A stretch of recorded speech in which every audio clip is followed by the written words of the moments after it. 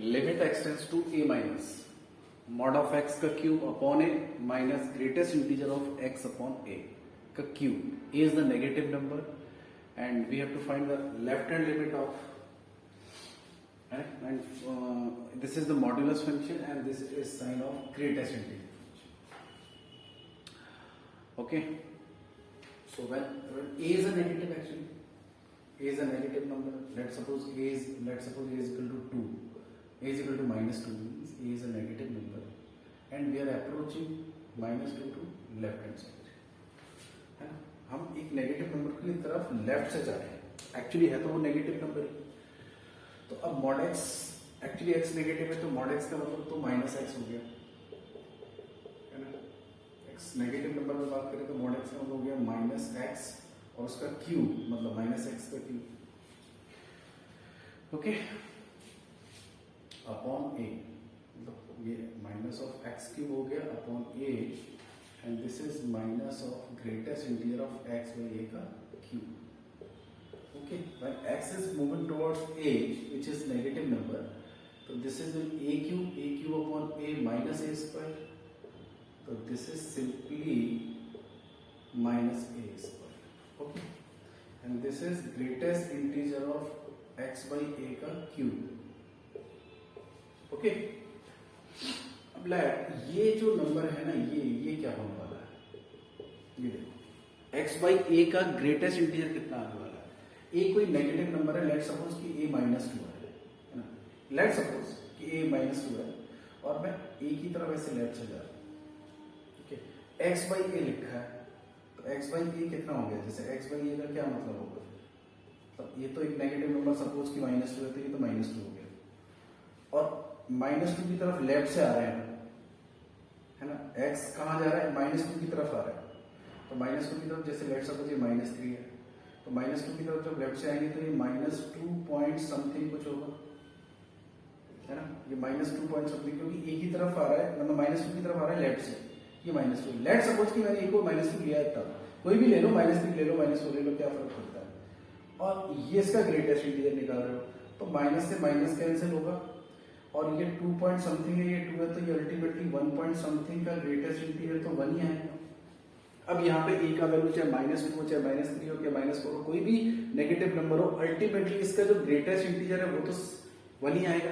एक एग्जांपल के थ्रू समझ रहे हैं, है ना. तो ये 1 आएगा तो 1 का क्यूब कितना होगा 1 और माइनस लगा हुआ है यहाँ पे, तो अल्टीमेटली जो आंसर है वो माइनस ए स्क्वायर माइनस 1. ठीक है, इस एंगल से सोच रहे हैं कि अगर किसी नेगेटिव नंबर की तरफ ये नंबर लेफ्ट से जा रहा है और नीचे वही नंबर लिखा हुआ है ए, तो उसका ग्रेटेस्ट इंटीजर क्या आएगा ना. यू कैन टेक ऑल्सो कि एस टेंड्स टू 0 प्लस और एक्स को रिप्लेस कर दो ए माइनस एस से, जैसे लेफ्ट हैंड लिमिट निकालते हैं ना वैसे निकालो, एक ही बात है, कोई फर्क नहीं पड़ेगा उससे. Limit n tends to infinite cos x by 2 cos x by 2 का स्क्वायर cos x by 2 का cube up to dot dot dot cos x upon 2 की power n, and n is moving towards infinity and x not equals to 0. Okay, तो ये function का limiting value infinity पे बताना है कि क्या होगा. जब n इन्फिनिटी का अप्रोच करेगा तो फाइनली ये कहाँ अप्रोच करेगा. ओके, अब इसको देखिए, वो जो cos का फॉर्मूला होता है ना जिसके एंगल डबल होते जाते हैं कि cos theta cos 2 theta cos 2 4 theta मतलब 2 की पावर 1 2 का square theta dot dot dot cos की पावर 2 की power n minus 1 into theta. तो ये cos के कुछ टर्म है, प्रोडक्ट की सीरीज है जिसका एंगल डबल होता जा रहा है और कितने एंगल्स हैं cos के n एंगल्स हैं, ये 2 की पावर 0 से चल रहा है. ओके, तो इसका फॉर्मूला क्या होता है, साइन 2 की पावर n, ये जो फर्स्ट एंगल है वो आ गया है, ये 2 की पावर 0 थीटा मतलब थीटा अपॉन 2 की पावर n और ये साइन थीटा. ओके, ये फॉर्मूला होता है. इस फॉर्मूले को अगर अप्लाई करो यहाँ पे तो एंगल एक्चुअली डबल कैसे हो रहा है, डबल इधर से हो रहा है. इसी सीरीज को थोड़ा रिवर्स ऑर्डर में देखो कि limit s tends to infinity cos x upon 2 की पावर n और यहां से cos x अपॉन 2, ऐसे एंगल डबल होता जा रहा है. ओके, तो अब ये फॉर्मूला क्या होगा, साइन 2 की पावर n, n एंगल्स है, 2 की पावर 1 से 2 की पावर n तक n एंगल्स हो गए. और ये एंगल कितना हो गया x अपॉन 2 की पावर n अपॉन 2 की power n sine theta sine x upon 2 की power limit n tends to infinity. ये 2 की पावर n से 2 की पावर कैंसिल हो गया। ओके, तो साइन x और यहाँ पे 2 की power n sine x upon 2 की पावर n, तो limit n tends to infinite, ऊपर आएगा साइन x और नीचे आएगा 2 की power n into sine x upon 2 की पावर n।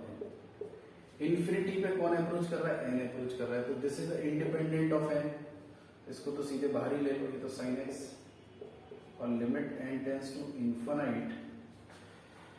ओके, अब यहाँ पे एक्चुअली मुझे लग रहा है एक तो ये 2 की पावर n है और ये x अपॉन 2 की पावर n है, n इन्फिनिटी की तरफ जा रहा है, तो n जब इन्फिनिटी की तरफ जाएगा limit n tends to infinity, x upon 2 की पावर n, ये तो जीरो पे अप्रोच कर रहा है, ये लिमिट तो जीरो की तरफ जा रहा है, तो साइन का जो अंदर एंगल है वो जीरो पे अप्रोच कर रहा है, तो फिर साइन का जो स्टैंडर्ड फॉर्म है वो क्रिएट करने की कोशिश करेंगे, क्योंकि साइन का स्टैंडर्ड फॉर्म क्या है कि साइन का एंगल अगर जीरो की तरफ अप्रोच करे और सेम एंगल नीचे भी हो तो वो 1 होता है। तो फिर अगर अब यहाँ पे मैंने x अपॉन 2 की पावर n, जैसे x से मल्टीप्लाई कर दिया ऊपर, तो ये x अपॉन 2 की पावर n हो गया और नीचे हो गया साइन x अपॉन 2 की पावर n। अब x को मल्टीप्लाई किया तो डिवाइड भी कर दिया यहाँ से, अब ये तो इंडिपेंडेंट ऑफ n है, तो x जब यहाँ पे लिखो, तो यहाँ पे देखो थीटा अपॉन साइन थीटा, और ये थीटा जीरो पे अप्रोच कर रहा है और लिमिट क्या लिखा है? Theta upon sine theta, theta zero पे अप्रोच कर रहा है तो ये कहाँ अप्रोच करेगा? 1 की तरफ, तो आंसर आ जाएगा ultimately sine x by x into 1, मतलब sine x by x. Limit theta tends to zero and n sin theta upon theta greatest integer plus greatest integer of n tan theta upon theta, okay, where n belongs to the natural number. Okay, तो theta zero पे approach कर रहा है और ये लिखा है n sin theta upon theta where n is the natural number. Okay, we know that कि sin theta upon theta near about zero, near about theta zero, sin theta upon theta is less than 1। Okay, similarly tan theta upon theta is greater than 1. Okay, near about theta 0. When theta tends to 0, this expression is going towards 1. ये तो हम जानते हैं कि sin theta upon theta कहाँ approach करता है? 1 की तरफ अप्रोच करता है, लेकिन 1 की तरफ वो लेफ्ट से अप्रोच करता है sin theta upon theta, क्योंकि थीटा ग्रेटर होता है। अच्छा, अब थीटा जैसे जैसे 0 की तरफ जाएगा तो tan theta upon theta, ये वाला जो एक्सप्रेशन है ये भी 1 पे अप्रोच करेगा, बट ये लेफ्ट से राइट से करेगा। ओके, तो ये कुछ 1.0000 करके आ रहा है और ये कुछ 0.999 करके 1 की तरफ जा रहा है ना। ओके, अब ये n एक पॉजिटिव क्वांटिटी है, नेचुरल नंबर है, तो n sin theta upon theta ये n से लेसर होगा, मतलब ये n को अप्रोच करेगा, n एक नेचुरल नंबर है जिसको अप्रोच करेगा। जब थीटा जीरो की तरफ जाएगा तो ये n पे अप्रोच करेगा लेफ्ट से, और n tan theta upon theta है ना, ये ग्रेटर देन मतलब n, मतलब ये n पे अप्रोच करेगा जब थीटा जीरो की तरफ जाएगा राइट से। तो इसका जो ग्रेटेस्ट इंटीजर आएगा, मतलब ये जैसे 2 को अप्रोच कर रहा है लेफ्ट से, जैसे लेफ्ट सपोज इसका वैल्यू 2 आ रहा है और ये 2 को अप्रोच कर रहा है लेफ्ट हैंड साइड से, जैसे ये n को अप्रोच कर रहा है लेफ्ट हैंड साइड से, तो लेट्स सपोज ये 2 को अप्रोच कर रहा है जैसे 1.99999, तो इसका ग्रेटेस्ट इंटीजर तो 1 आएगा, है ना। तो ये n को अप्रोच कर रहा है तो इसका ग्रेटेस्ट इंटीजर तो n माइनस 1 आ गया, लेफ्ट से कर रहा है ना अप्रोच, और ये राइट से अप्रोच कर रहा है तो इसका ग्रेटेस्ट इंटीजर तो n आ जाएगा। तो n माइनस 1 प्लस n कितना हो जाएगा? 2n minus 1। अब फंक्शन है f(x) t tends to 0, limit t tends to 0, t 0 की तरफ अप्रोच कर रहा है, और ये जो अंदर लिखा हुआ है इसके 2x upon pi cot inverse x upon t square and t is going towards 0। Okay, तो फाइनली फंक्शन का ग्राफ बनाना है, draw the graph of f(x), या फंक्शन को डिफाइन कर दो फिर हम ग्राफ बनाएंगे। Draw the graph. तो पहले फंक्शन एक्चुअली डिफाइन कैसे किया गया? लिमिटिंग फॉर्म में डिफाइन है फंक्शन। ओके, f(x) जो है वो f लिमिट के फॉर्म में लिख रखा है, तो पहले इसको डिफाइन करो, लिमिट को रिलीज करो पहले। तो जो फंक्शन एफ एक्स है वो क्या है, ये limit t tends to zero और 2x upon pi cot inverse x upon t square. T जब जीरो की तरफ अप्रोच कर रहा है तो अल्टीमेटली कुछ x के टर्म्स में आ रहा होगा, टी तो जीरो की तरफ अप्रोच कर रहा है। ओके, तो अब लेट सपोज कि अब x नेगेटिव में भी हो सकता है, पॉजिटिव हो सकता है, जीरो हो सकता है। तो अब कॉट इनवर्स के अंदर क्या लिखा हुआ है, कॉट इनवर्स, इसको तो कोई फर्क नहीं पड़ेगा ना 2x अपॉन पाई को, जब टी जीरो की तरफ अप्रोच कर रहा है तो ये तो टी के इंडिपेंडेंट है, तो 2x अपॉन पाई को तो कोई फर्क नहीं पड़ रहा है। बट कॉट इनवर्स के अंदर क्या हो रहा है, कॉट इनवर्स के अंदर x upon zero plus approaching ये हो रहा है, क्योंकि जब t जीरो की तरफ जाएगा तो t स्क्वायर भी जीरो की तरफ जाएगा, बट वो जीरो प्लस हो जाएगा, चाहे t जीरो प्लस से जाए चाहे t जीरो माइनस से जाए, t स्क्वायर तो जीरो प्लस हो जाए। तो अब इस क्वांटिटी के बारे में क्या कह सकते हो, ये बताओ। लेट सपोज कि मैंने कहा कि x पॉजिटिव क्वांटिटी है, लेट सपोज कि x पॉजिटिव क्वांटिटी, तो कोई positive quantity upon zero plus करके लिखा हुआ है, जीरो प्लस की तरफ अप्रोच कर रहा है, तो ये तो इन्फिनिटी चला जाएगा। अगर ऊपर अगर x नेगेटिव है सपोज, तो नेगेटिव अपॉन जीरो प्लस की तरफ अप्रोच कर रहा है तो ये तो माइनस इन्फिनिटी भी हो जाएगा।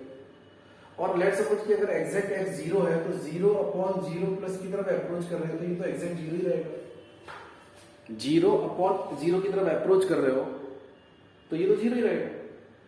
तो ये तो डिपेंड कर रहा है कि x में क्या दे रहा हूं। तो लेट सपोज कि मैंने x को जीरो दिया, x को जीरो दिया यहाँ पे, तो exact zero upon zero approaching ये जीरो ही होगा, तो cot inverse zero, cot inverse zero है ना, और ये लिखा है, अच्छा कॉट इनवर्स जीरो कितना होगा,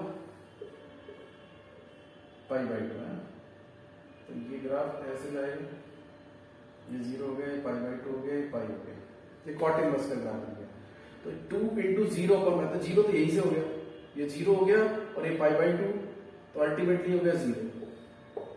अगर x पॉजिटिव क्वांटिटी है तो ये इन्फिनिटी की तरफ जाएगा, मतलब कॉट इनवर्स के अंदर क्या जाएगा, इन्फिनिटी, और कॉट इनवर्स के अंदर इन्फिनिटी जा रहा है तो ये फंक्शन कहाँ जा रहा है, जीरो पे अप्रोच कर रहा है, ये जीरो पे अप्रोच कर रहा है, और ये पॉजिटिव क्वांटिटी है कोई, तो पॉजिटिव क्वांटिटी इनटू जीरो पे अप्रोच कर रहे हैं तो अल्टीमेटली कहाँ जा रहा है, जीरो की तरफ।